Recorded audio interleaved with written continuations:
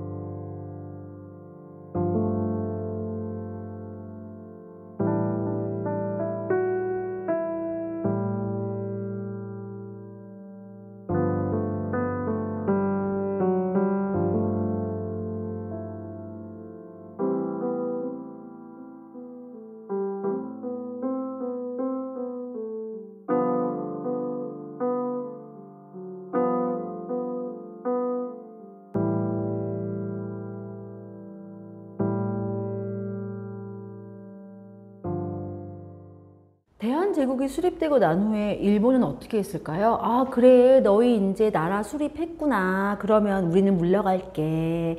잘 지내. 이러고 갔을까요? 일본이? 진짜? 절대 아니죠. 이것들이 내가 여기 조선을 먹으려고 했는데 지들끼리 대한제국이라는 나라를 수립해? 지들이 황제가 돼? 이것들이 감히 막 이렇게 막 열받았겠죠.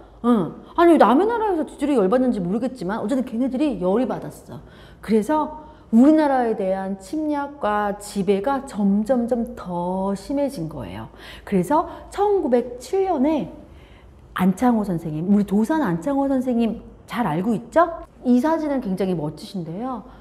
감옥에서 오래 계시고 난 다음에 수척이신 모습이 한번 공개가 됐었어요. 자, 이 사진이 공개가 됐는데 너무 가슴이 아프죠. 예. 어쨌든 이 도산 안창호 선생님과 양기탁, 이동영, 신채호 같은 이런 독립운동가들이 모여서 신민회라고 하는 비밀결사 조직을 만들어요. 왜 비밀결사 조직일까요?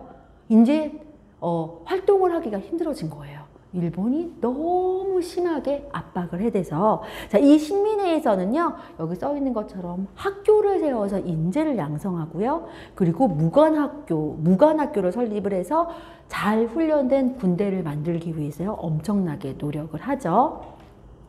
자, 그래서 이 안창호 선생님에 대한 얘기가요, 잠깐 아까 그 미스터 선샤인이라는 영상이 나와요. 그 미스터 선샤인이라는 드라마 보면 우리나라가 일제의 영향을 굉장히 많이 받은 그 시대적인 상황이 나타나고요. 제일 마지막 장면에 주인공인 그 유진 초이, 이병헌이죠. 이병헌이 어떤 젊은 사람을 만나는데 그 사람이 자기를 소개할 때 저는 안씨 가문의 창호라고 한다고 얘기를 해요. 그 장면 한번 볼까요?